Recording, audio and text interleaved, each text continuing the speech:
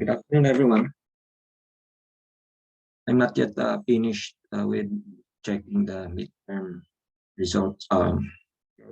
We just um, give me 2 or 3 weeks to finish midterms, and it's longer to check. And I'm taking it slowly uh, regards to the checking of the problem solving part. And some of you may already have received your results and your score. Now, for the we call this freshmen who have received your advisory grade was computed based only on your first quiz, the average of the two. So the midterm scores were not yet included since course I'm not yet finished with. So we're now in module 4, which is about exponential and logarithmic functions and equations. And the order in which I am supposed to discuss this is inverse functions first and the main stuff, meaning explog. But instead, I will be starting with exponential equations. And then when I've given enough, we will go back to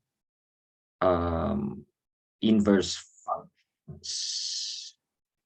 So I have several exercises prepared, and I hope you've read at least some of the materials, at least up to exponential functions, since you will be needing them in order to understand the discussions that follow, although this could be understood without reading the material, but it's better if you have read it. Anyway, since I will just be solving exercises, all you have to do is try to understand the process or processes involved solving exponential equations.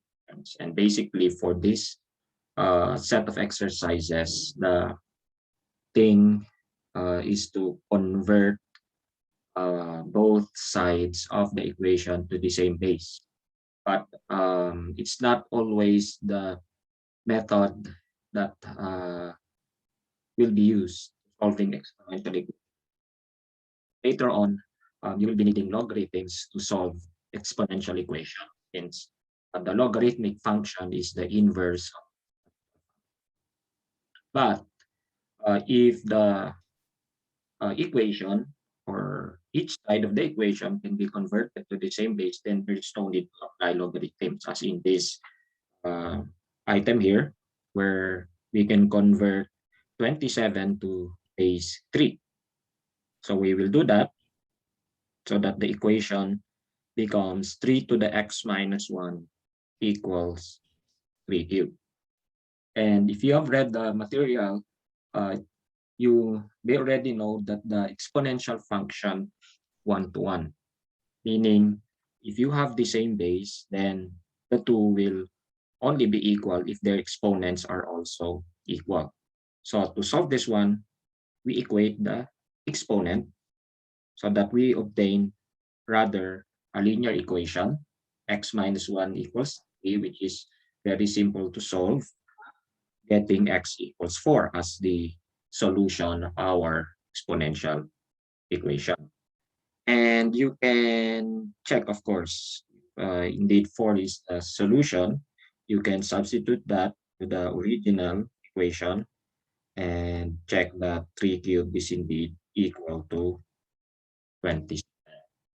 But our solution set consists of a single value, which is 4. Okay? So next, of course, not all exponential equations that you will encounter in the next quiz, which is to be about module 4, are as simple as that. You expect more complicated equations, exponential equations than that, as in This one where a quadratic exponent is involved, but the same method applies where you simply convert to the same base. 125 is a power of 5, which is the base here. And 125 is 5 cubed. We can rewrite the equation as follows: 5 to the 2x minus x squared equals 1 over 5 cubed. Now, just to review, of course, given in the material, the laws of exponents, but just to review, we have the following law, or rather definition: a to the negative of n is defined to be 1 over a to the n. Okay, that's how you define negative exponents in algebra or in your high school algebra, so that we can rewrite 1 over 5 cubed as simply 5 to the negative 3. So we just rewrite it again, the equation, and change this to 5 to the negative 3. We can see that they have the same base now, and so we can equate the exponents again. That is because the exponential function is 1 to 1. We get a quadratic equation: 2x minus x squared equals negative 3. And you already know how to solve that. Use module or modules, and either it's done by factorization or by the quadratic formula. Let's see. Let's transpose x squared minus 2x minus 3 equals 0. And this is factorable as x minus 3 times x plus 1. And so we get two answers, negative 1 and 3. And if you just want to check it, it's not required. Just to be sure, you may want to check solutions, plug them into the original equation. But if you're confident, of course, there's no need to this part. You can just write down your solution set. But let's just see that for one of the values, say x equals negative 1, at least for you to see what it means to satisfy or solve an exponential equation. So let's just check this one, x equals negative 1. So we have 5 to the 2 times negative 1 minus negative 1 squared. And is that equal to 1 over 125? And we simplify the exponent, that's negative 2 minus 1. So indeed, we have an equality. And you can do that also for the other solution, and you can just check that you also get the same exponent actually of negative. So next, unless there's a question, then I will proceed to this one. Now, in the first two examples, only one side need be converted to the same base. But this time, in this item, we will need to convert both. And you will have to find a common base, which obviously is 2. We convert both 4 and 8 to base 2. 4 is 2 squared, and 8 is 2 cubed. And then we have to recall another law, a law of exponent or law of exponents here, which is a to the m quantity to the n equals a to the mn. Here you have an exponent within an exponent, and the law tells you that all you have to do is multiply the exponent and use the base. A to the m to the n equals a to the product of m and n. And if we do apply that to both sides of the equation, we get 2 to the 2 times x plus 1 equals 2 to the 3 times x squared minus 1, which of course we can simplify as 2 to the 2x plus 2 equals 2 to the 3x squared minus 3. Okay, again, after application of a law of exponents, after multiplication of the exponents, we get this line. Okay, and all that's left for us to do is equate the exponents since we now have the same base of 2. So we have the quadratic equation again, 2x plus 2 equals 3x squared minus 3, and the rest would be to just quadratic equation by factorization if applicable.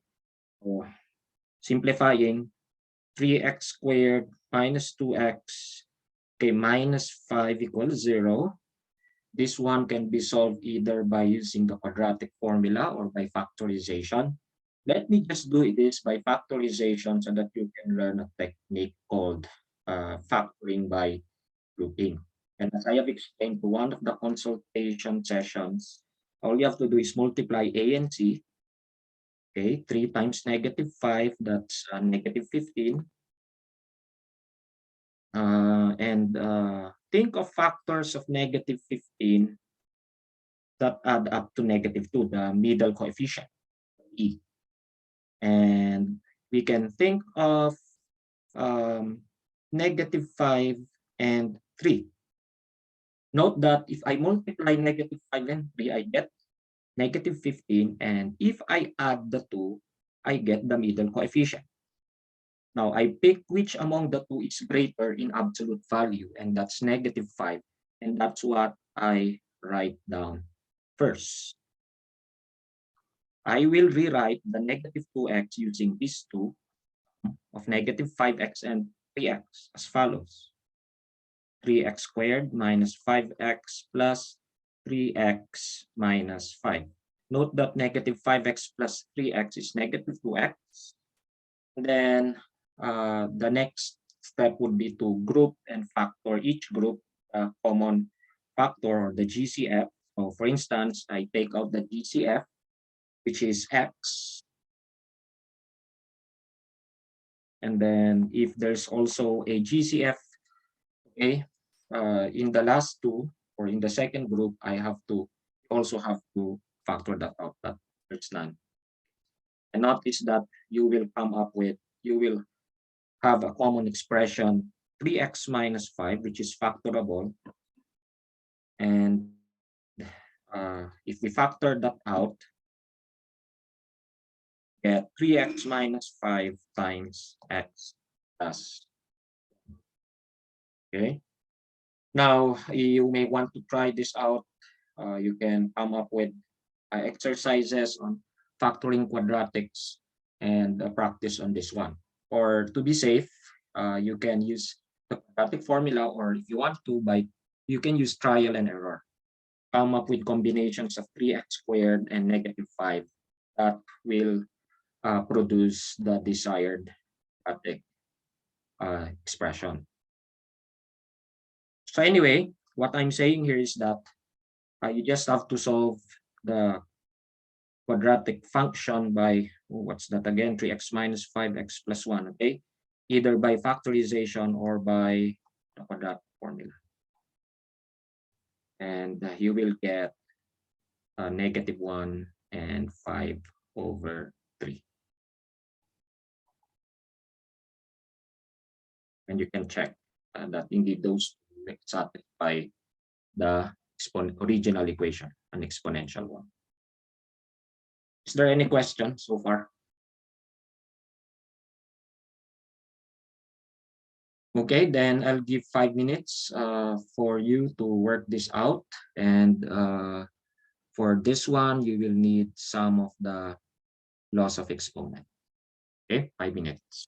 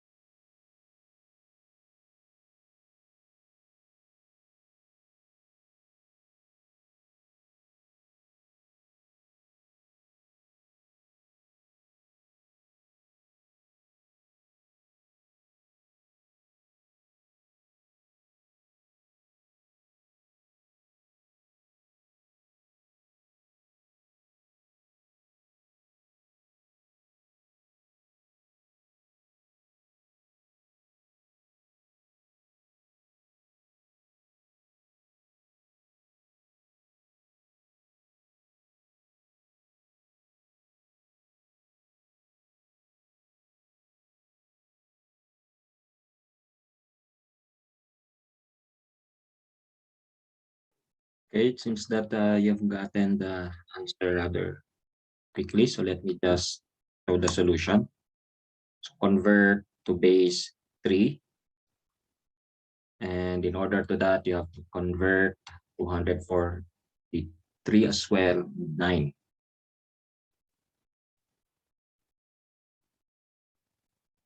So 243 is 3 to the 5. And then 9 is 3 squared.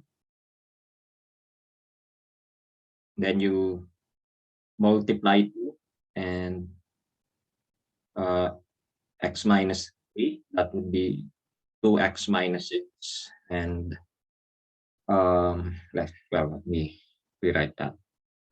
So we have this.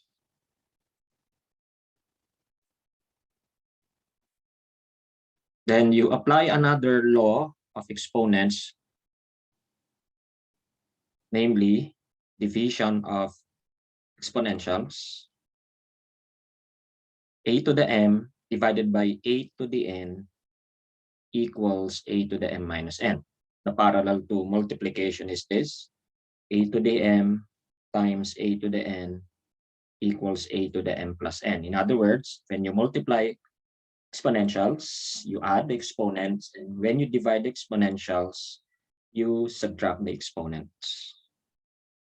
So we rewrite as 3 to the 2x minus 1 equals 3 to the 5 minus quantity 2x minus 6. And we can just simplify this as 5 minus 2x plus 6. So that would be 11 minus 2x.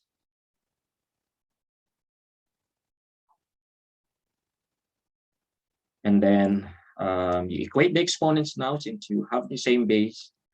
So we have 2x minus 1 equals 11 minus 2x, which if solved gives 4x. Okay, so x equals 3. Okay, if not required, you can leave that as your way of giving your answer. Otherwise, use the whatever notation or form that is required. Of course, there's no other notation here, but okay. Now, what is this? Let's look at this. What's that? Is just that? Is that just some constant e, and e is not particularly some number, so that we just have to solve this for e or in terms of e. Now, anyone knows what e is? Anyone?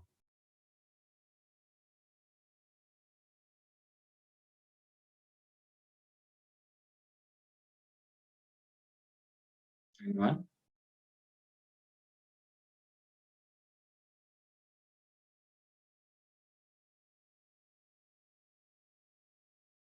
No one? Who read the material? Euler's constant, there are so many, yes, but one of them is the in, and it's not really named or denoted by that script e.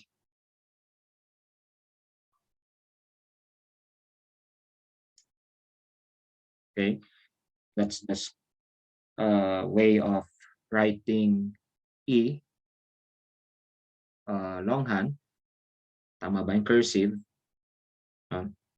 So um, it just so turned out that according to what I've read, constants A, B, C, and D were in use back then when this was first discovered by Euler, and so they used the next letter of the alphabet to denote that. Okay, so not named after I think French mathematician. That's why you pronounce this as Euler, Leonhard Euler. Okay, yes, correct. Mr. Aragosa, 1 plus 1 1 over n to the n. Okay, let me explain what that. E, although there are two ways of deriving this one, but yes, that's one way of E was defined. Limit of the expression 1 plus 1 over n to the n as n approaches infinity.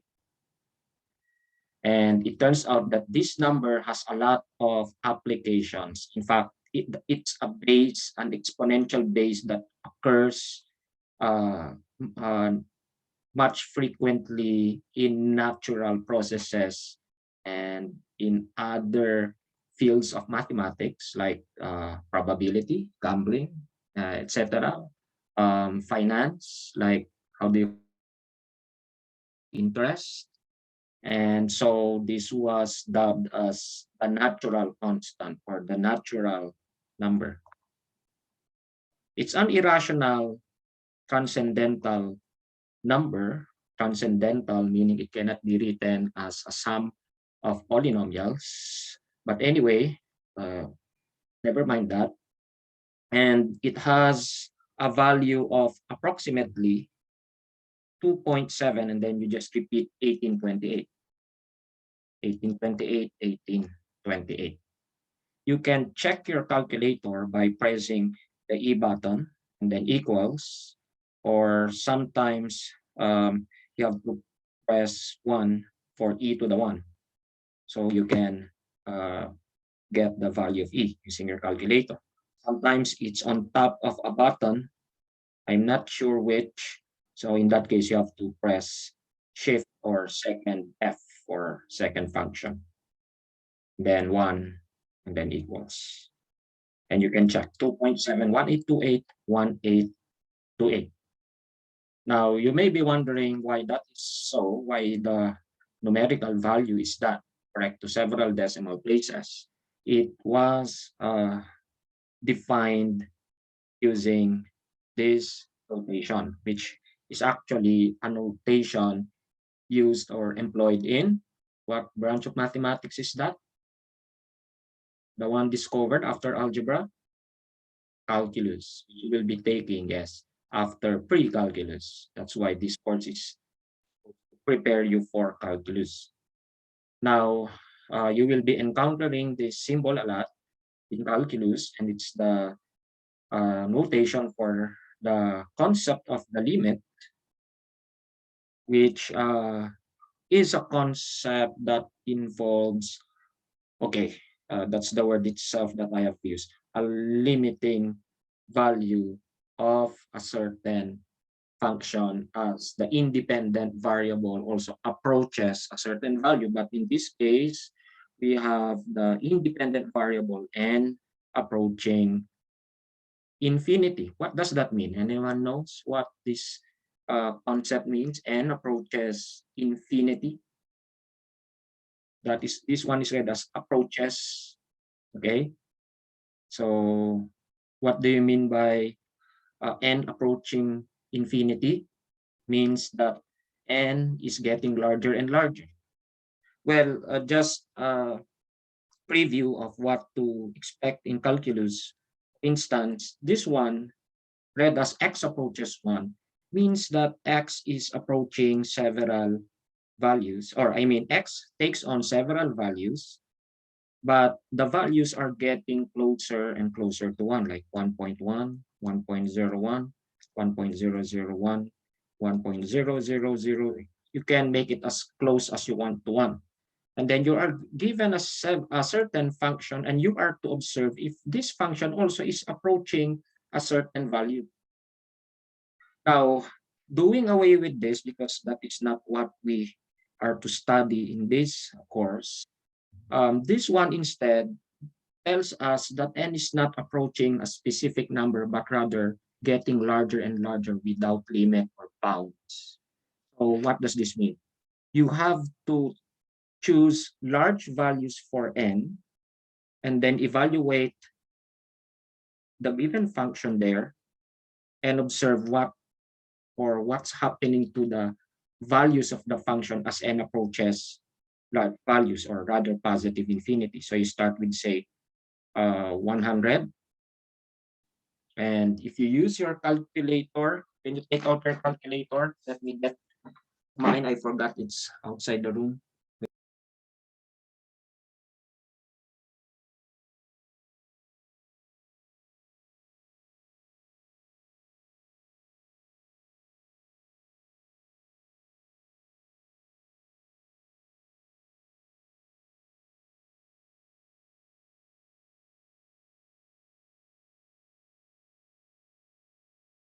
Okay.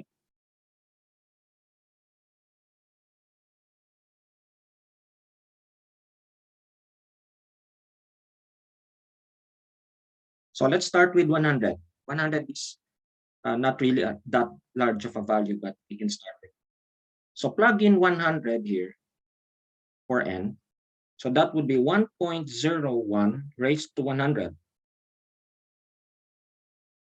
And that gives 2.7048138829. And since n approaches infinity, the next value would be larger than 100. You can make it 1 million if you want to, but just to see what's happening to the expression here, the function there, let's try 1000 next.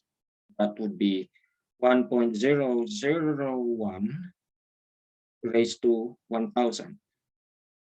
And that gives 2.71692392. And this is already correct to 2 decimal places, 2.718. So you can try a larger value and just observe what's happening to the function. But let's try now 1 million. So that would be, okay, 1 plus 1 over 1 million, 1, 2, 3, 4, 5, 6, raised to 1 million. And I have here 2.7188280469.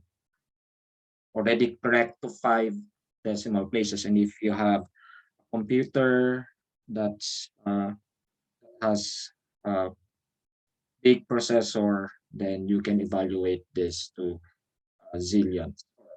Sobrang laki na ng bayanin mo na.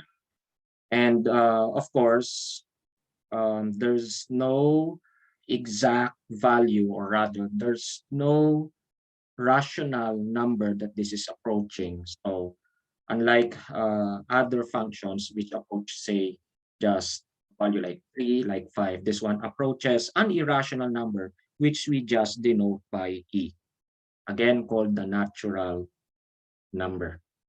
Again, correct to 9 decimal places, 2.718281820. May want to try a larger value than n just to see that the last 4 decimals there are correct. So what do we have here in front of us? This question here, this equation here. We call it an exponential equation, but one that involves the natural base. So actually, this one is called the natural exponential function. So that this one is a natural exponential equation, which we have to solve for x, not for e. E is a constant. But you just treat it as though it were just some other base, like 2 or 3 or 10, the common base. And to solve this one, there are several approaches. One would be to use transformation, and another would be to tackle this directly. So let me solve this first by using transformation, where we use what we call in mathematics a dummy variable, which is the one to be solved, but rather we will just be using it to make the equation look simpler. So let's use t. Textbooks use u, but from my experience, usually students laugh whenever I pronounce you because sometimes it may refer to you. So let me use t instead. So let t be e to the x. And instead of solving this for x, we will solve it for t. Now note that e to the negative x is just, which is this one, 1 over e to the x according to the law of exponents, and that's just the reciprocal of t. Okay?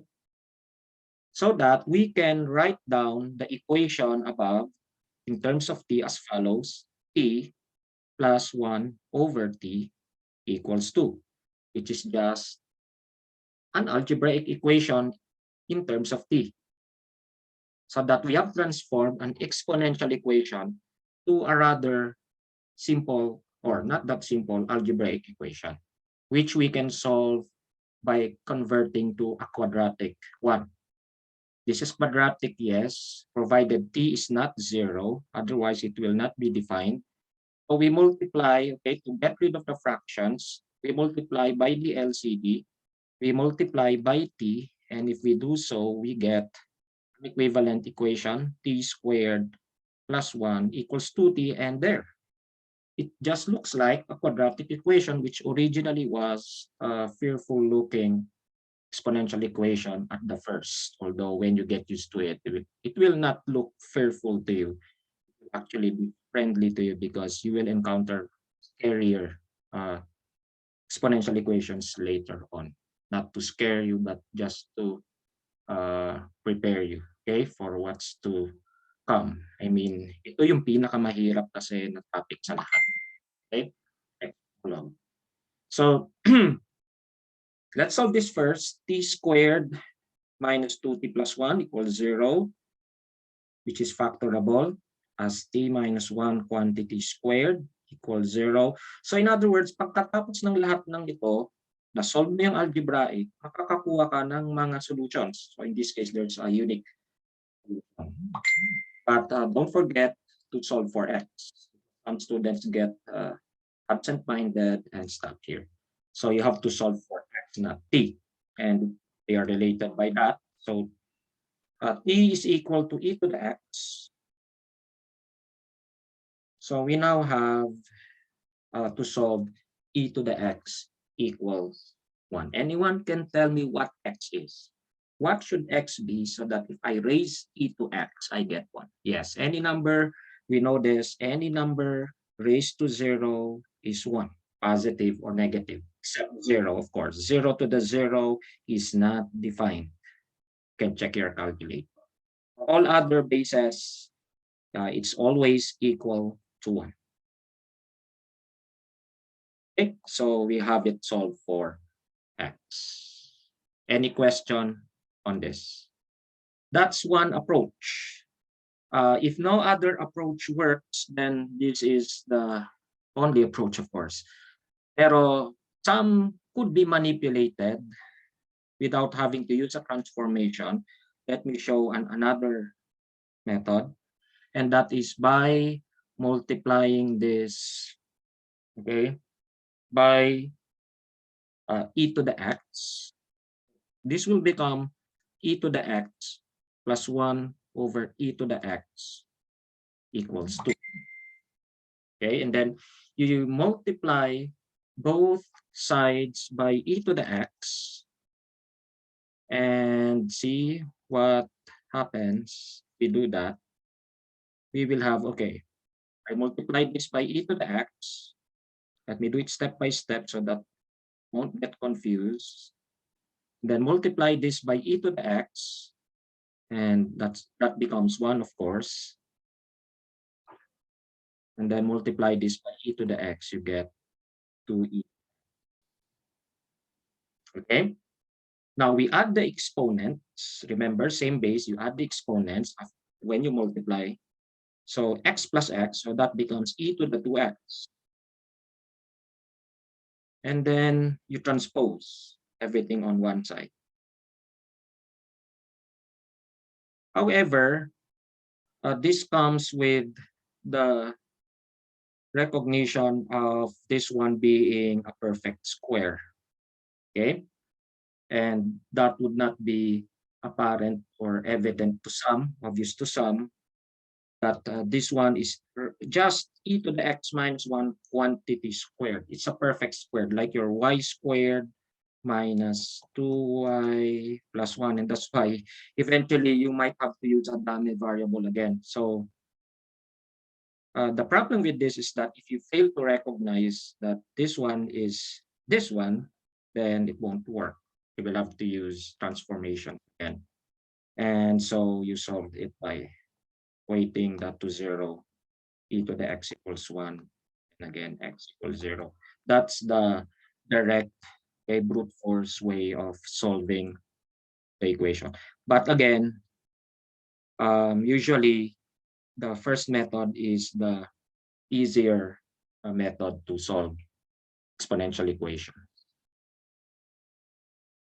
Okay, so having defined the natural base, we can put it to other bases. So like here, we have an exponential equation again, base 7. So bibigyan ko kayo ng 5 minutes kung kaya ng 5 minutes or less makakaya to solve this one. And you can use a direct method, or can you try also the method I taught a while ago? Okay, 5 minutes.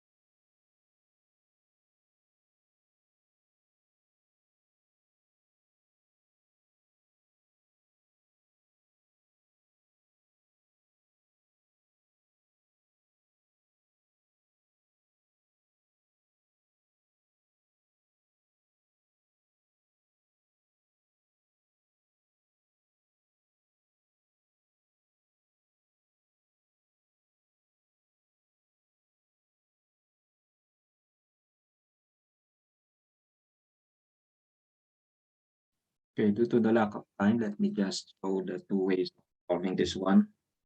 The method of using transformations and the direct way, of course, which is instant easier. But you can denote um, the other method will work, by the way, because of the zero here. But if that were not a zero, then this is the method to use. But you denote t 7 to the x by t, and you can write 7 to the x plus 1 in terms of t follows, which is this one. You can write that 7 to the x times 7 to the 1. Remember, you add the exponents, so they are the equivalent.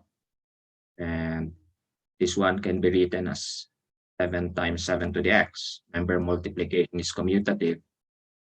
And 7 to the x is your t, so actually it's just 7t. Okay, this is 7t. So if we rewrite in terms of t, the equation becomes, okay, by the way, this is 7t. And then how about the 7 to the 2x? You can write 7 to the 2x as 7 to the x squared. Remember, you multiply the exponents, that's 2x, same as this. And 7 to the x is t, so this is your t squared. So in terms of t, the equation becomes t squared minus 7t, 0, which is quadratic, which is factorable. And in this case, you will have t times t minus 7 equals 0. And so you get two possible values for t. T equals 0 and t equals 7. And you might think, oh, there are two solutions. How come? Well, the other will be what you call an extraneous solution, since t equals 7 to the x. And just to stress this fact, there's no chance kasi t is 7 to the x, okay? So you have two cases. T equals 0 and t equals 7. Now, there's no chance that this can happen since the exponential is always positive. Bear this in mind, it's in the material. Any exponential function or expression is positive, strictly. It cannot be negative and it cannot be zero. In other words, this case has no solution. So that only the other will give us a solution, which obviously is in 7 to the x equals 7, x equals 1. Now, in case you're used to using the method of transformation, and you might take this as your natural course for solving this one. But actually, since there's a 0 on the other side, this would have been solved easier and quicker by just transposing to the other side. Kasi 0 lang naman eh. And notice you already have the same base. So you just equate the exponents, and there, x equals 1. So what I'm just showing you in this example is that an exponential equation can be solved in several ways. Just have to pick which one is perhaps the more convenient one. Now, as announced by the school, there will be no classes next week, right? But I plan to still meet on Friday to solve other exercises. You can find actually these exercises in the module. Okay, so is there any question regarding the midterms, regarding this module 4? So, aral mabuti ha. Wala makabawi kayo sa quiz number 4. Number. Sir, bali po, any number raised to another number will, yeah, oh yes. Ang a to the x, ang range, the domain is all real numbers. You can plug in any real number, but the range will be 0 to infinity. Any number raised to any number, pag positive ito will always be greater than 0. Wala kasing value kapag negative 2 halimbawa to the x. Hindi lagi itong defined. Well, for some x, like 1, 2, 3, but notice if x is 1 half, negative 2 to the 1 half becomes square root of negative 2, which has no real value. So it only works if you raise any positive number, okay? Any positive number raised to any number is always in the interval 0 to infinity. But good observation, okay? So I will be ending the class.